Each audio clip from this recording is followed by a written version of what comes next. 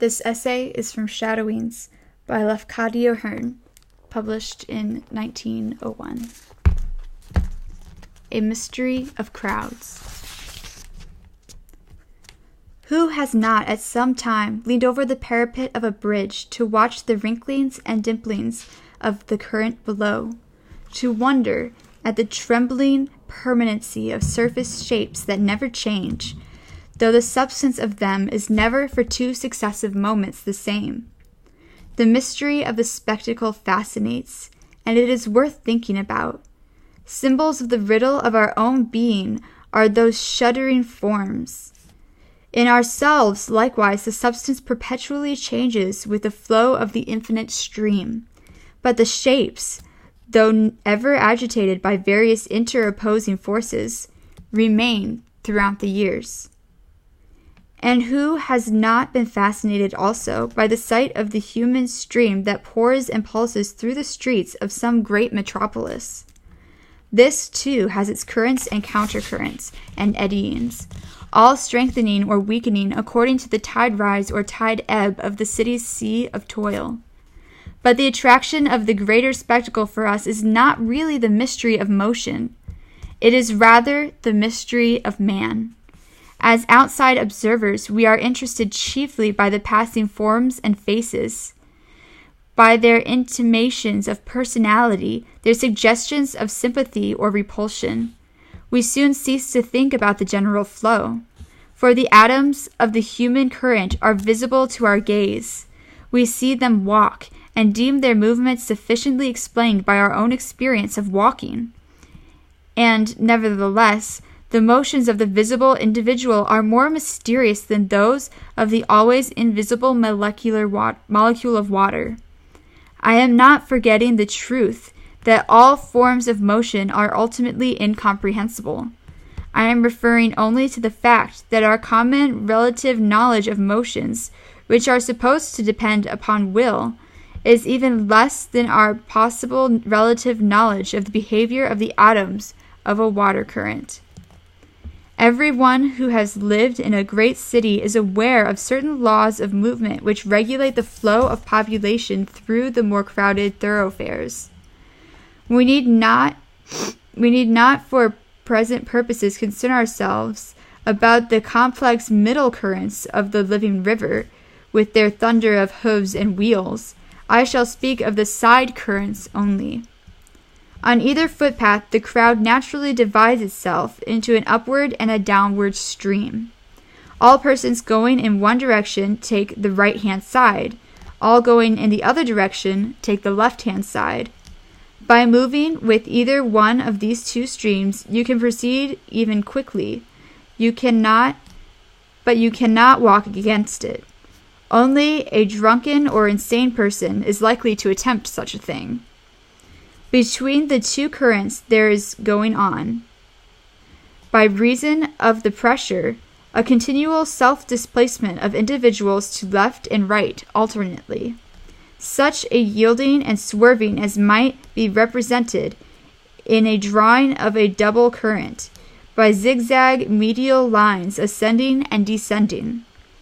This constant yielding alone makes progress possible. Without it, the contrary streams would quickly bring each other to a standstill by lateral pressure. But it is especially where 2 crowd streams intersect each other as at street angles that this systematic self-displacement is worthy of study.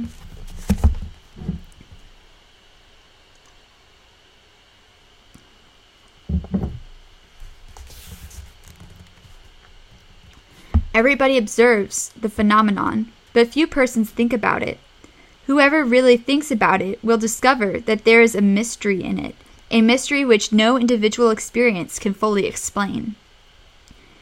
In any thronged street of a great metropolis, thousands of people are constantly turning aside to left or right in order to pass each other.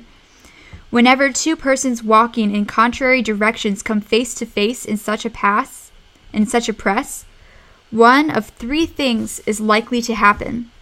Either there is a mutual yielding, or one makes room for the other, or else both, in their endeavor to be accommodating, step at once in the same direction, and as quickly repeat the blunder by trying to correct it, and so keep dancing to and fro in each other's way until the first to perceive the absurdity of the situation stands still, or until the more irritable actually pushes his vis-a-vis to one side. But these blunders are relatively infrequent.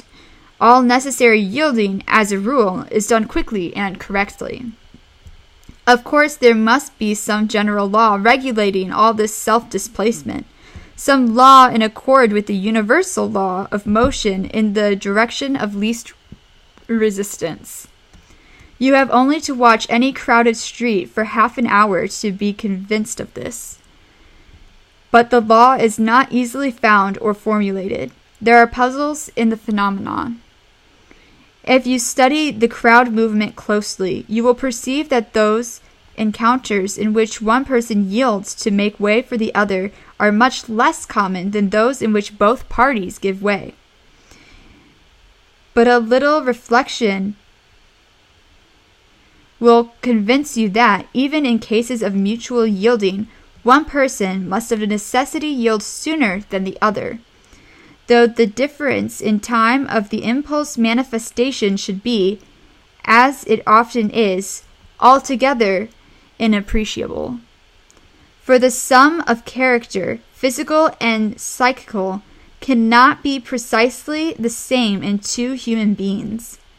No two persons can have exactly equal faculties of perception and will, nor exactly similar qualities of that experience which expresses itself in mental and physical activities. And therefore, in every case of apparent mutual yielding, the yielding must really be successive, not simultaneous. Now, although what we might here call the personal equation proves that in every case of mutual yielding, one individual necessarily yields sooner than the other, it does not at all explain the mystery of the individual impulse in cases where the yielding is not mutual. It does not explain why you feel at one time that you are about to make your vis-a-vis give place, and feel at another time that you must yourself give place. What originates the feeling? A friend once attempted to answer this question by the ingenious theory of a sort of eye duel between every two persons coming face to face in a street throng. But I feel sure that his theory could account for the psychological facts in scarcely half a dozen of 1,000 such encounters. The greater number of people hurrying by each other in a dense press rarely observe faces. Only the disinterested idler has time for that. Hundreds actually pass along the street with their eyes fixed upon the pavement.